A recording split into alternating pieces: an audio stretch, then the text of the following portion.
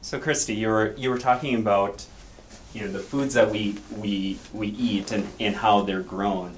But how about here in Alexandria, we're just one little farm and we're surrounded by a lot of big farmers that are growing things like corn, wheat, soybeans, and they're using airplanes to aerial spray. And and I know for a fact where a lot of those chemicals end up. They're ending up in our aquifers, in our water systems, that are going into the fish that we're eating. And then in addition, it's going into, as you were saying, it's trickling down into our drinking water. Yeah.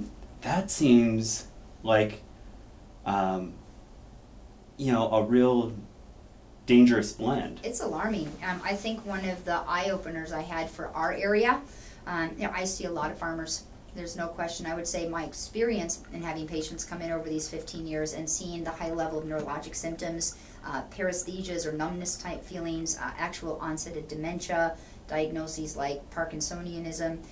I am absolutely floored at the level of heavy metal toxicity and chemical exposure that these patients are testing out to have. I mean, to the point where it's really disturbing. It's sad. And I was exposed to, about 10 years ago, a website that's put up by the government. It's a government reported site, and it's called scorecard.org. I'm not sure if you've used that site before, but if you go on to scorecard.org, you put in your zip code. And what it will do is, throughout the entire United States, the government has reported from a 0 to 100% level what your county scores in this 0 to 20, 20 to 40, 40 to 60 and up. You look at the 5 different segments of risks due to environmental exposure. When I put in 56308 and I looked at this region, I couldn't believe what I saw. I always think of Alexandria as this beautiful lakes, pristine area. We've got these filtration systems with all the water, moving through our waterways.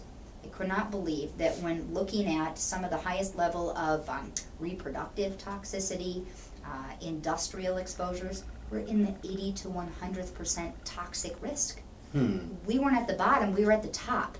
And so that was a huge eye-opener. And I've been teaching in the detox realm under medical doctors and conventional doctors who've become more functionally oriented, and who have trained me over the years. And we moved 10 miles north of town. We found a great little plot. We thought, this is great. We've got a little 3 acres. We're out in the woods. It's going to be a great environment. We have a toxic well. We found elevated levels of metals in our well. It was just absolutely shocking, for us to find. We were raising 4 little kids, on that property. And what opened my eyes was scorecard.org. And when I saw for this region how high our toxicity loads are reported by the government in all these areas, that was a game changer for me. Wow, wow. And that's our government telling us what they know has been tested in this region by air pollutants, by chemical exposures, and the water load. Well,